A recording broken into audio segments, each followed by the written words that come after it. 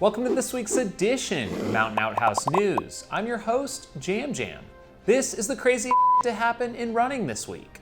This week's stories include a 100-mile world record, Canyon's 100K golden tickets, and a Cocodona 250 preview. Buckle up, we just had what might be the biggest weekend of trail and ultra results since the pandemic shut everything down last year. This really felt like the first weekend back with a full schedule of events and records to come along with it. Let's jump right in. We kick things off with a recap of the USATF 100-mile road championships held at the Jackpot Ultrarunning Festival in Las Vegas. We mentioned in last week's episode that this event, normally held in February, was rescheduled for April, and with that came some hot temperatures for participants to contend with. The temps in the upper 80s didn't slow the red-hot field much, as we saw course records on both the men's and women's sides. For the ladies, it was an incredibly close one, with Stephanie Philippin taking the win in 14:35, smashing the previous record by 40 minutes. Just on her heels was 100-mile world record holder Camille Herron, finishing in 14:42. Micah Morgan was a close third in 14:44.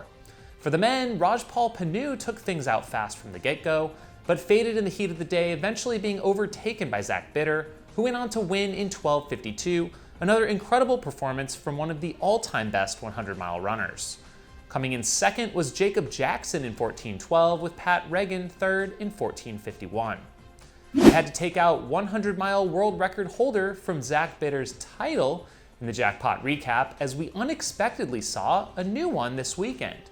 Alexander Sorokin of Lithuania was your 2019 IAU 24-hour world champ. He ran 173.34 miles in that race, so is no stranger to running long. He decided to target the 100-mile record at Centurion Running's track 100-mile held this weekend in Ashford, UK. He ended up breaking Zach's record by 4 minutes, running an 11:14:56. With that in the bag, he continued on to the 12-hour mark, setting a new 12-hour world record with 105.825 miles. The final golden ticket race in the 2021 build-up to this year's Western States 100 is now in the books. This year's course was heavily modified, as we touched on last week, with a net uphill route featuring over 14,000 feet of climb. On the men's side, we saw a Solomon sweep, with the top three being Anthony Costales winning in a speedy 9:11 in his first 100K, with Max King nabbing the second golden ticket in 9:23. Noah Brodigham was third in 9:25, barely missing out.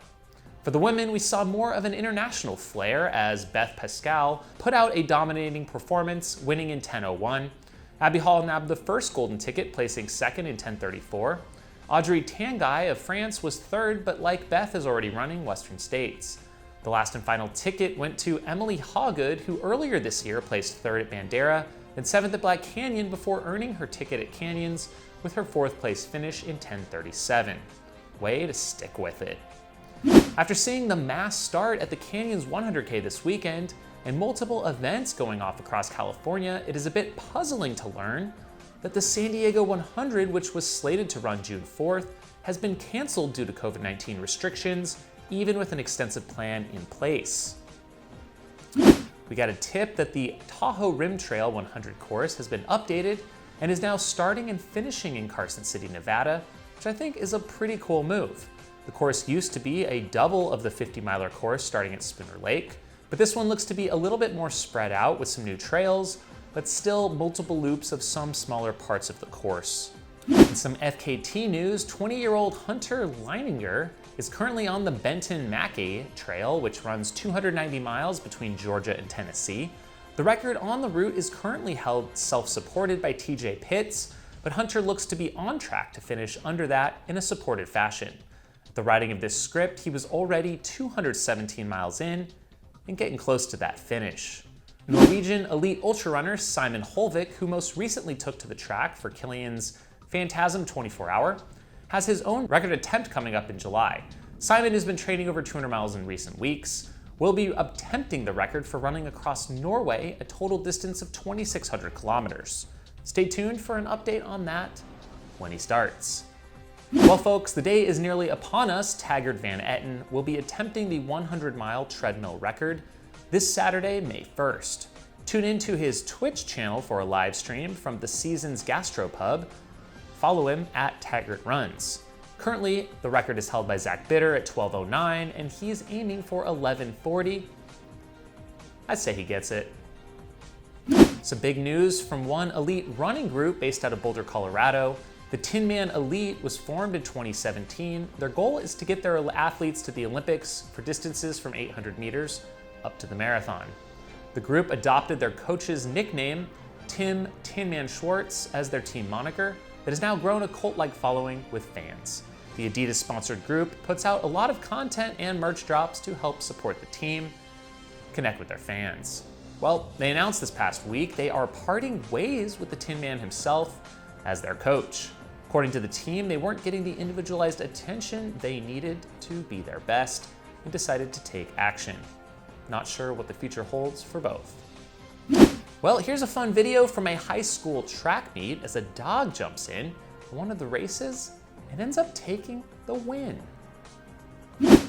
Hey there, if you're enjoying this week's show, please drop a like on the video and comment below your favorite story of the week.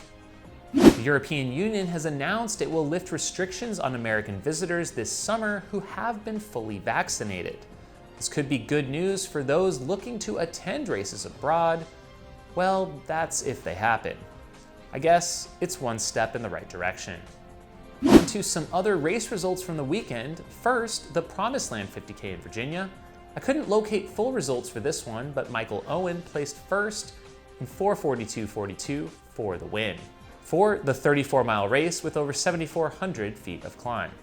The Arizona Classic Zangray 50 was back after a one-year hiatus with a limited field and new 50-mile out and back route.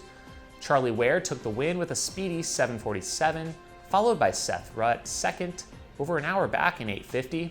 Third overall and first lady was Jade Bellsberg of Sedona in 8:55. Second woman was Christina Pattison in 10:30. C&O Canal 100 Mile, held annually in Maryland on the C&O Canal towpath, was back this year as well and saw some fast times. Brian Zickafoose ran the third fastest all time in 14:46. Christina Stigura won for the ladies with a new course record of 16:35. Well, we have an Outhouse of the week shared by Forrest Boffner, who found this gem on Big Hole Peak in Montana. The inaugural Cocodona 250 starts this upcoming Monday, taking off from Rock Springs and heading all the way to Flagstaff. We really do have an amazing field lining up for this one, for this new point-to-point event coming to Arizona.